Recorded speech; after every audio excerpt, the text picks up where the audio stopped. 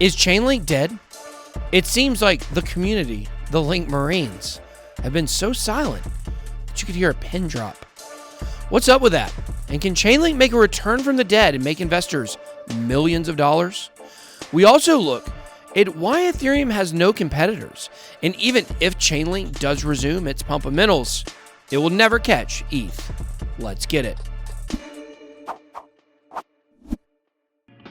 Welcome to BitBoy Crypto. My name is Ben. Every day I show you how to make money in crypto. If you like money, then make sure to hit that subscribe button and join our free trading Telegram group, the BitSquad Traders. The link is down below. This is also your last week to sign up for the special BuyBit $300 bonus promotion.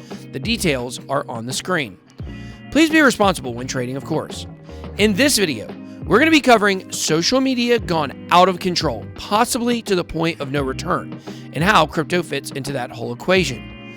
We will also be covering Chainlink news and why Ethereum has no competitors. But first, let's jump into the markets.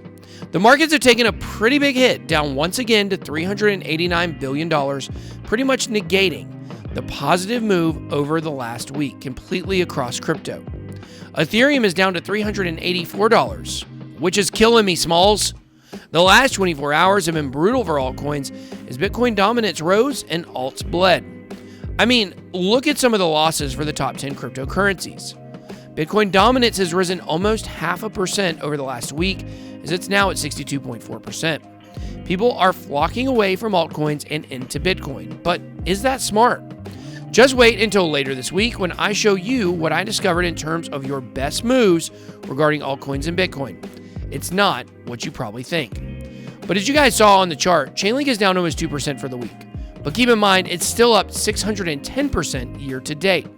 In fact, it's literally the best performing cryptocurrency asset of the year. But here's the weird thing. The Link Marines, as they are called, have almost disappeared from social media. A recent report from an investment analysis firm, Pi, noted this. They said the decrease in conversations has continued on, despite the fact the link has rebounded 70% from its low. So this brings me to my question of where'd all the Link Marines go? Pretty good question. Although I want my investment tools to win or lose, I don't generally want ties, especially bow ties. They look ridiculous, and I would never do that. But the question remains, where they at though? Now, if you remember, I actually put out a very controversial Link video a couple months ago exposing an internal plan from certain Link Marines to actually FUD the price near Christmas to buy more. In addition, I also reported that the Zeus Capital FUD report on Link was actually done within the Link Marine/whale community. Now, of course, everyone is not involved in that. That is a Link Marine. There's some good people there for sure, mostly good people. It's a small select handful of people trying to FUD the price to accumulate. Ever since I did that video, the social media community and the Link Marines have been pretty quiet. So either I had good timing or there is a lot of truth to the leak and the information I was given. Now listen, I'm ultimately extremely bullish on Link and do stand behind my $900 price prediction by the end of this bull run. So for those with strong hands who aren't interested in trading, you can just ignore everything and hodl on. You'll be fine. Now, did my video exposing the Link conspiracy throw a wrinkle into the Christmas FUD plan? There certainly is a non-zero chance that occurred. But I can tell you, if the so-called Christmas FUD does come out for Link, I'll certainly be there to expose it. Long term, over the next year, still bullish on Link. My top story of the day, though, revolves around something that happened yesterday on Capitol Hill. Social media CEOs from Google, Facebook, and Twitter were grilled by legislators for their recent actions where they have removed posts that are deemed as fake news. One such story is the Hunter Biden story about his business dealings and to what extent his father was involved. Suddenly, the left is now exclaiming fake news. Is that not the exact same thing that happened with Trump in 2016 all the way until the pandemic hit? It was Russian collusion stories every day. And yet, publication after publication was able to put out op-ed news stories disguised as factual information. But the New York Post has their Twitter account cut off for posting a story about Hunter Biden. Now listen, all these politicians are dirty, period. Trump certainly has some dirt on him, but the amount of nonsense hurled at him over the last few years is utterly ridiculous. But when a liberal has similar accusations who's running for president, it's not allowed? Like, really? You think there's nothing abnormal with a former addict with no experience sitting on the board of an international natural gas company in Ukraine? Those are facts. Can you possibly be intellectually honest here and see how ridiculous all this is? One is okay and allowed, but the other is not. Now, let me tell you how unbelievably dishonest and slanted social media is right now. On my personal Reddit app, I have notifications turned off, and yet somehow, literally every day, and this is 100% true, I'm getting a notification from Reddit about a pro-Democrat, anti-Trump post. It's a different one every single day. Now, I never signed up for these alerts. I don't follow the subreddit it's posted in, and I've literally never made a political post or comment on that app. And yet, every day, they're feeding me these posts. When did social media platforms and companies get to determine the moral high ground and political direction of this country? I'm not the only person who's asking this question, though. You forced a Politico reporter to take down his post about the New York Post as well. Is that correct? Within that 24-hour period, yes. But we, as the policy has changed, anyone can tweet. So Twitter takes the view you can censor the New York Post, you can censor Politico, presumably you can censor the New York Times or any other media outlet.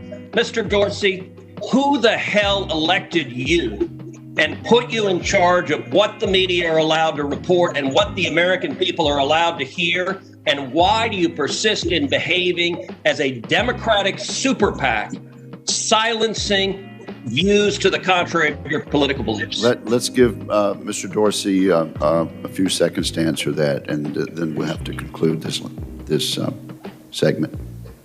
Well, we're not doing that, and this is why I opened this hearing with calls for more transparency. Notice at the end of that clip, though, Jack Dorsey says he is asking for more transparency. He said before his hands are basically tied by his board and shareholder. He wants transparency in this nonsense to stop. If I ever get to the point where I'm not in control of my own company, you can bet your bottom Satoshi I'm walking away and disavowing it. Then I'll create a competitor and crush the old one, because I'm that good. I take things serious. While Jack is pro-Bitcoin, he also is a hippie with an eye for decentralization.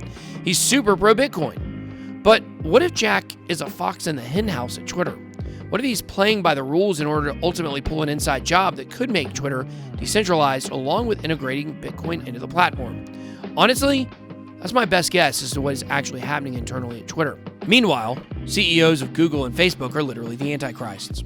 Now, in the world of crypto, we already have social media blockchains that are trying to decentralize the social space. Two I stand completely behind are Hyper and SoMe. I work with Hyper and I'm an advisor for SoMe. Recently, Mr. Christoph called them both out, and I responded saying, I'm still behind these projects and deeply believe in their success. He then questioned my commitment to them by asking why it took me so long to respond to him. Well, Mr. Christoph, here's the thing.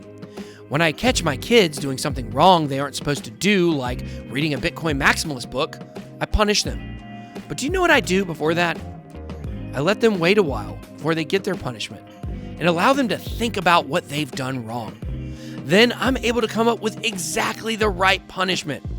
So unless you want to be writing, I will behave on YouTube 100 times, I suggest you be on your best behavior, Mr. Christoph. Lastly, let's jump into a story about Ethereum. Mythos Capital founder Ryan Sean Adams called all Ethereum killers toothless, basically saying they have no bite. Here is a copy of the tweet.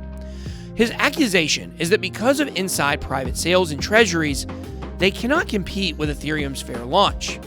Now, I'm sure the Maxis wouldn't agree with that, saying Ethereum's a fair launch, but that's a totally different video. Look for that one to come soon. A report by Masari says that basically a chunk of almost all Ethereum competitors are full of private insiders. And because of this, they aren't fair and will never be able to reach Ethereum. The amount of people ETH made rich in the beginning of its launch was absolutely huge. And it's possible that the giant pool of newly minted high-wealth individuals at that time were what drove Ethereum to be so successful. The strength of Ethereum lies in its gigantic community of investors and developers. But what do you guys think? Do you believe any project can compete with ETH? Let me know down below in the comments. That's all I got. Be blessed. BitBoy out. Nay!